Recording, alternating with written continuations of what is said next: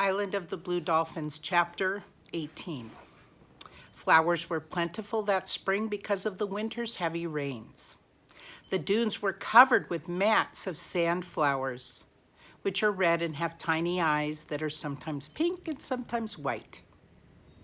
Yuccas grew tall among the rocks of the ravine. Their heads were clustered with curly globes no larger than pebbles, and the color of the sun when it rises. Lupines grow where the springs ran.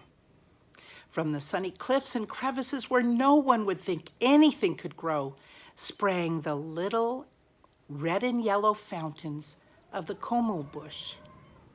Birds were plentiful too. There were many hummers which can stand still in the air and look like bits of polished stone and have long tongues to sip honey with. There were blue jays, which are very quarrelsome birds, and black and white peckers that pecked holes in the yucca stalks and in the poles of my roof, even in the whalebones of the fence. Red-winged blackbirds also came flying out of the south, and flocks of crows, and a bird with a yellow body and a scarlet head which I have never seen before. A pair of these birds made a nest in a stunted tree near my house.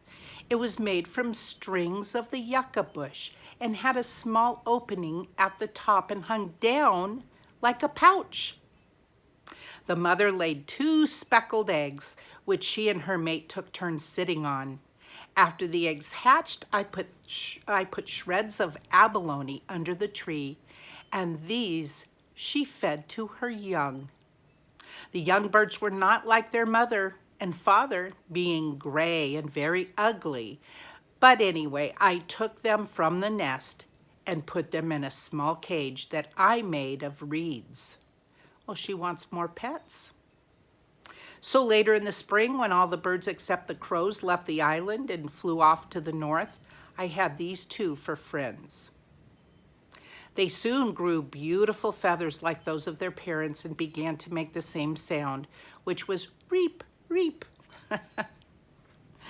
But it was soft and clear and much sweeter than the cries of the gulls or the crows or the talk of the pelicans, which sounds like the quarrelsome quarreling of toothless old men.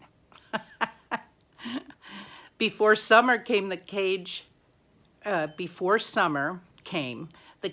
was too small for my 2 birds, but instead of building a larger one, I cut the tips of their wings, 1 wing of each, so they could not fly away. That's what many people do with their parakeets and their pet birds. If you do it safely, it doesn't hurt them at all. And I let them loose in the house.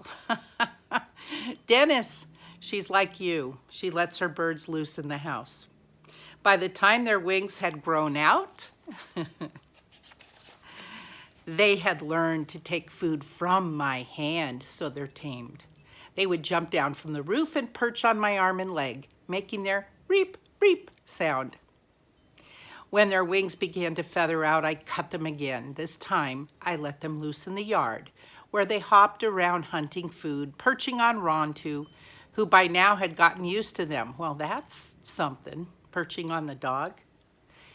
The next time they feathered out, I did not trim their wings, but they never flew farther away than the ravine and would always come back at night to sleep, and no matter how much they had eaten, they came back to ask for food.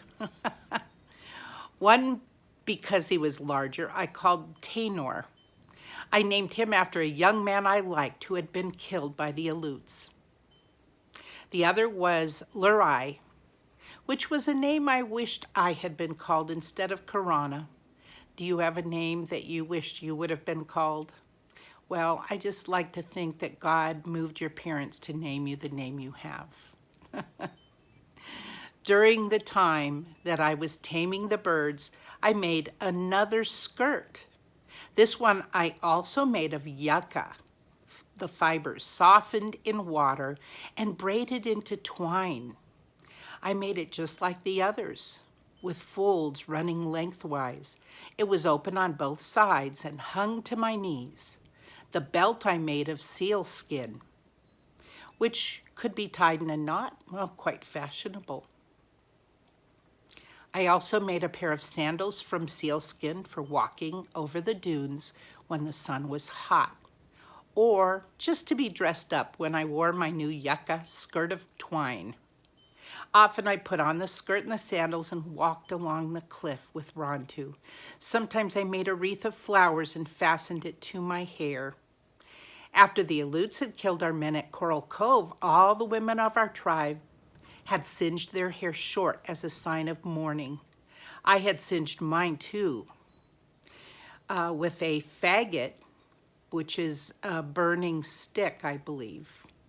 But now it had grown long again and came to my waist.